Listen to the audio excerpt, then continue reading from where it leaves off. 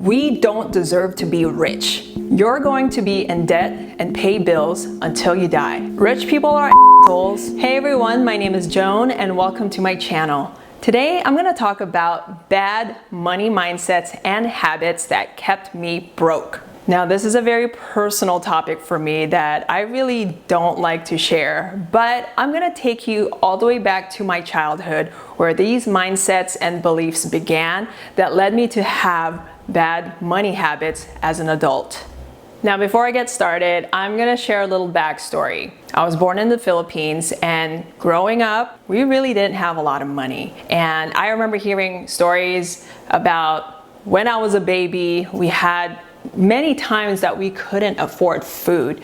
There was maybe 1 week that I heard about that we had absolutely no money to buy food, and we were surviving off of rice, coconut meat, and coconut water from the coconut trees that were in our neighborhood. So money was always something very difficult growing up. And then my family was fortunate enough to migrate to the US, and we ended up moving in with a relative in Hawaii, living in her guest house. I come from a family of 7, and we lived in a 1-bedroom, 1-bath guest house behind my relative's house. You know, some of us slept in the bedroom, some of us slept in the living room. We were crammed in this guest house for almost a year until my parents were able to find steady jobs, and then finally we were able to rent a house for ourselves. Now growing up, money was always a problem. I always heard people around me fighting over money, arguing about money, always complaining about money, not having enough money, talking about debt,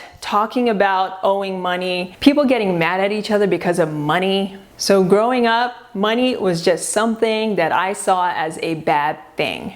So the first bad money mindset and belief I had ever since I was young was hearing this phrase: we don't deserve to be rich. I heard this almost all throughout my childhood, just hearing the words, we don't deserve to be rich. And being young, I always wondered why I didn't deserve to be rich. I always wondered if I did something wrong, if my family did something wrong, like what did we do that made us not deserve to have money? And so this mindset, this belief I had that we don't deserve to be rich really affected the way I saw money, my relationship with money, how I saw people that had money, because we didn't deserve to be rich. And that mindset was just ingrained to me at such a young age, and I held on to this belief for a very long time. Now, I also grew up in a religious Catholic background. So growing up, there was a lot of fear-mongering, guilt-tripping. You can't do this, you can't do that, or you're gonna go to hell. You're gonna get punished. And one of the beliefs that I ended up having as a child was based on hearing this: rich people are assholes. God doesn't want you to be an asshole. Therefore, God is not gonna let you be rich. Now that is frightening to hear, especially when you're just an 8-year-old and you're hearing that money is evil, and that if you had money and if you became rich, you're gonna become an asshole. And it sounds very ridiculous thinking back, but I was a child and I heard these things. I saw money as something that was evil, and that if I had money, I'm gonna become an asshole. I'm gonna treat people badly because I have money. So I had this mindset that I cannot have money because money is gonna make me a terrible person. So with all these things I heard about money growing up, all these bad ideas about money, fighting over money, getting mad at each other about money, I ended up having this mindset as a child, hating money. I despised money. I had this idea that money made us struggle. Money is tearing my family apart. That money is not good. It does not do good for anybody. And so I had this mindset throughout my youth and growing up that I hated money.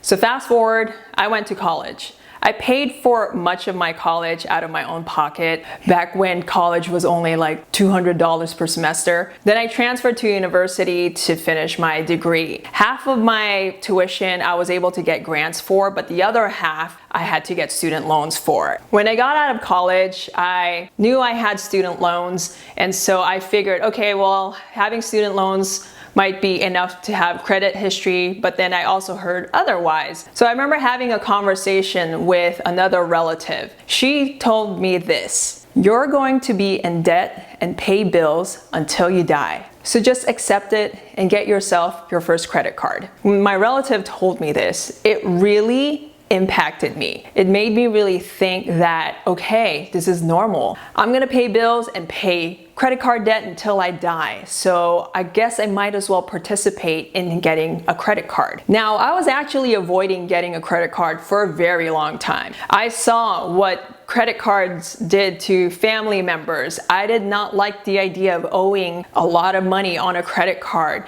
I avoided having a credit card like a plague. A couple of years after I graduated from college, and at age 27, I got my first credit card. And I blame this on my ex at the time because he got a credit card and he wanted to get like this $200 cashback reward if he referred someone, so he referred me. And so because of him, I got my first credit card.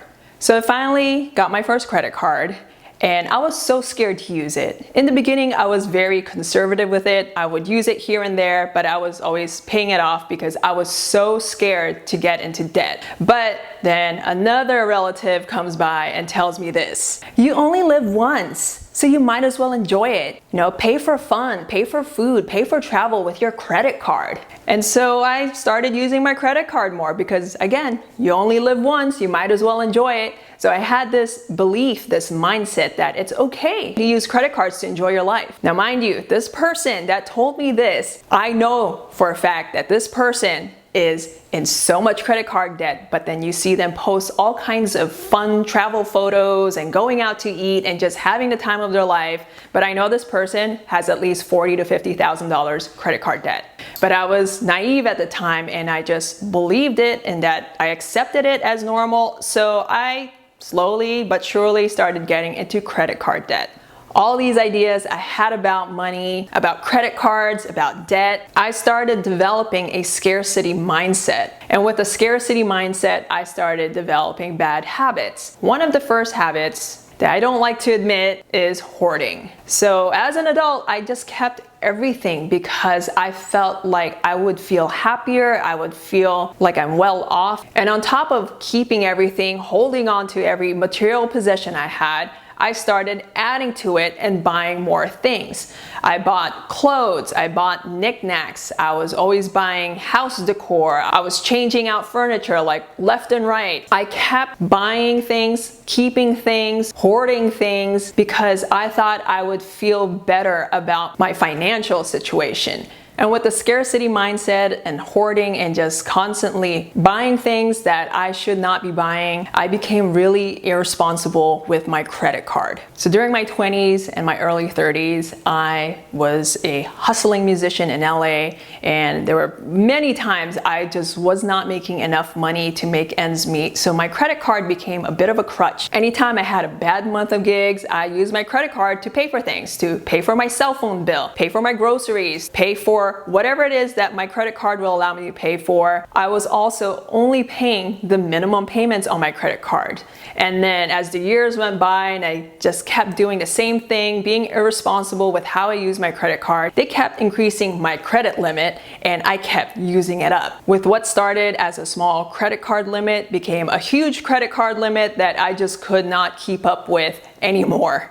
The next bad money habit that I had, especially throughout my late 20s and early 30s, was that I was starting to keep up with my broke friends. Now, because I had these beliefs and ideas about money, beliefs about rich people are assholes, all my friends that I surrounded myself with were typically broke. I despised people with money. I just distanced myself from them, and the kinds of friends that I had were complaining about money, not making enough money. And because that was my friend circle, I just kept up with them. I did the same thing. I complained about money. So anytime we wanted to hang out and do something, even though I knew I couldn't afford to do it, I went anyway. We were spending money in order to spend time together, paying for drinks, paying for dinners, paying for activities, paying for going to a show with my credit card, knowing that I could barely keep up with my credit card bill, but because my friends were all doing the same thing, I accepted it as normal and I just kept up with this habit. And I really didn't know how to say no to them. I really didn't know how to tell them, look, I don't make enough money to do all these things that you guys want to do. I participated in all these activities with my broke friends, and that kept me even more broke.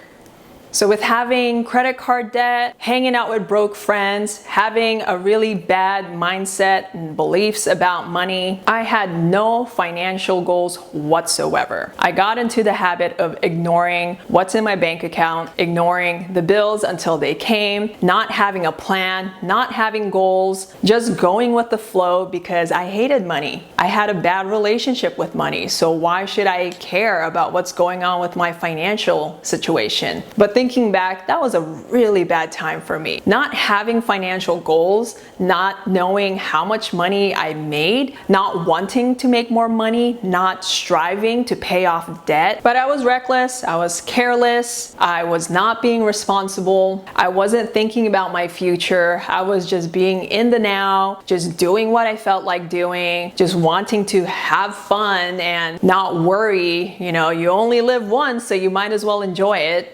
And on top of having this mindset of not having financial goals, I had a really bad mindset of just staying the same. I continued to spend the way I spent. I continued to rack up my credit card. I wasn't really trying to make more money. I really just didn't do anything to improve my situation. I accepted my life as it was, that this is the way it's going to be. I don't deserve to be rich. I don't deserve to have money. I am meant to suffer and struggle with money for the rest of my life. But with such a bad mindset like that, deep down, I knew something was wrong. Something did not feel right about my relationship with money. So I knew something had to change, as much as I didn't want to admit it. So I started reading a little bit more about paying off debt, reading articles about how to get out of debt, and then I came across articles about the debt snowball. And I remember sitting in my bedroom one afternoon, actually writing down how much money I made and how much my expenses were. And I looked at it and I didn't realize that all this time, all these years, my average income had never been enough to cover all my living expenses. And that was such a tough realization for me. I remember sitting there looking at the numbers in disbelief. I didn't want to believe that I wasn't making enough money to pay for my living expenses. I really didn't want to believe it, but I also didn't know where to start. But there was definitely a shift. I realized what my financial situation looked like, and I really started to think about it, and I really started to believe that there has to be more. There has to be a way I could change this. And luckily, certain things started happening in my life that got me out of this vicious cycle of having this scarcity mindset and this broke lifestyle. So the first breakthrough I had was when I met a coworker that I worked with for about 3 years. I met him and he was a super nice guy, very positive energy, but also very abundant energy. Anytime we talked about things that he did and activities he participated in, all the artistic work that he has done, and then talking about money, I was so fascinated about his relationship with money. And mind you, this coworker of mine, he came from a very humble upbringing. He lived in a small suburban town in Iowa, moved to California to pursue his dream of acting. And so it wasn't like he came from a wealthy background, but he had such a good relationship with money and he had such an abundant energy about him. And so one day I asked him, how do you do that? Like, how do you have such a good relationship with money? How do you just ask and you receive? How do you seem to have such an easy time with money? And then he told me this: I believe that we are all deserving. Whatever we want, it's already out there. You just have to learn how to access it. And that just changed everything for me. And I really wanted to embody that. I wanted to feel that abundant energy that he had. So I started to believe that I was deserving, that I could access money, that I could access financial freedom, all because he told me that we are all deserving. And that was my first breakthrough of getting away from having a bad money mindset and bad habits. The next breakthrough that I had was when I actually met my husband. My husband has a very entrepreneurial spirit. He's such a go-getter. He's very positive. He's very motivated, and he was always eager to learn. He would always talk about mentors that he's met. He would talk about books that he's read. He had already started a small business at the time. And when it comes to money, he had a good relationship with money. So about a year into dating, he introduced me this book that he had just heard about, and it's called Rich Dad, Poor Dad by Robert Kiyosaki. I remember him bringing home this book, and he said, we should read this book together. It's really interesting. And so we agreed that we would read the book together. So we had 2 bookmarks in that book. He actually got a little bit through it faster than I did, and I would try to catch up. But I remember reading that book and how much it triggered me. It really challenged my beliefs about money, understanding what assets versus liabilities were. That book used to piss me off, and I would have really heated discussions with my husband as we read this book together. But by the end of reading this book, it definitely shifted my mindset about money. There were so many things in that book that made me believe that I deserve money, that I can work hard for money, and that I could build a life that I never thought I could dream of if I just shifted my mindset with money. After reading Rich Dad, Poor Dad, my husband and I started buying more books about money, about finances, about business, and then I started buying my own books that I wanted to read for myself about money and mindset and law of attraction and all that stuff. After we started reading more of these books, my husband and I sat down and had a chat, and we're like, hey, we really should start our own business. And so we started a business, started gathering the resources we needed for it, trying to figure out a business plan. But we got to the point where we were a little bit stuck and we didn't know where to go from there. Through my husband's networking with mentors and being part of entrepreneurial groups, he came across this guy who's a sales mentor. He had sales courses, mindset courses, and we had found out that he was in town for the weekend. So we decided, hey, why don't we go meet with him and see what he can do to help us? But in order for us to do that, we needed to come up with $500 to pay for a 1-hour mentorship with this guy. Now, mind you, me coming from a broke mindset, a scarcity mindset, dropping $500 just to go sit with someone for an hour was a lot for me. I was so scared to do it at the time. I really didn't know how we were gonna come up with $500 just to go sit with this mentor. But because I was so determined to change my money mindset, I decided to just let it go, and I just started to believe that we're gonna come up with this money somehow, because I really want us to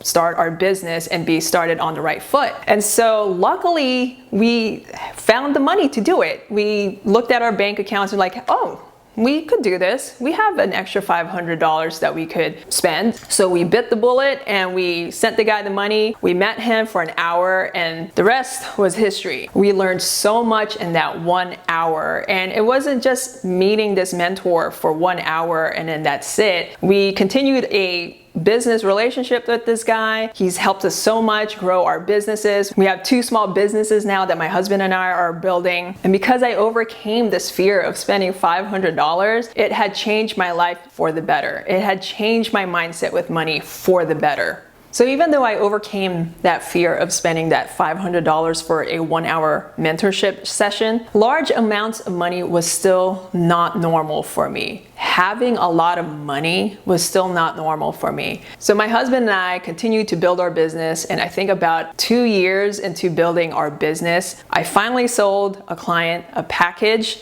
that was $8,000. And I remember looking into our business bank account, seeing if the money was there, and I saw $8,000 in our business bank account. And that was another breakthrough that I had with money. Just seeing that amount for the very first time in my life in a bank account that was mine, seeing that much money blew my mind at first. But then we continued to build our business, and next thing you know, I was selling $10,000 packages. I was selling $12,000 packages, and seeing that amount of money in my bank account became normal for me. It was normal for me to receive that amount of money. Even though a lot of that is for payroll, to pay my staff, and to provide the service, the fact that I was able to access that amount of money was such a life-changing moment for me. I had access to money. I am able to receive large sums of money. Hard work and dedication and just believing in myself, believing that I deserve money, receiving large amounts of money became normal for me. Now I no longer see money as a bad thing. I no longer struggle with money. I've learned to see money as just a tool. It's very neutral. Money is what you make of it. Money can solve my day-to-day problems. I can use money to help others. And now I can actually say that I deserve more money. I can picture myself with more money. It's possible for me to build wealth. It's possible for me to live a life of abundance. And with all the lessons that I've learned, I'm a lot smarter now with money. I budget, I am more intentional with the way I spend my money, and I actually have financial goals. And my future does look a lot brighter now. I remember one of the things that our mentor told us, and it was this: there is so much money out there. There is an ocean of money. And if you had a bucket and you scooped up money from that ocean, no one would notice. That is how much money there is out there. You just have to figure out how to access it. Anyway, thank you so much for watching this video. I would love to hear in the comments below what bad money mindsets and habits that you had and what you did to overcome it. I would love to hear about books that you've read, people that you look up to that has helped you, all the good money habits that you have. Anyway, I hope you all enjoyed this video. Have a great rest of your week, and I will see you all in the next one. Bye-bye.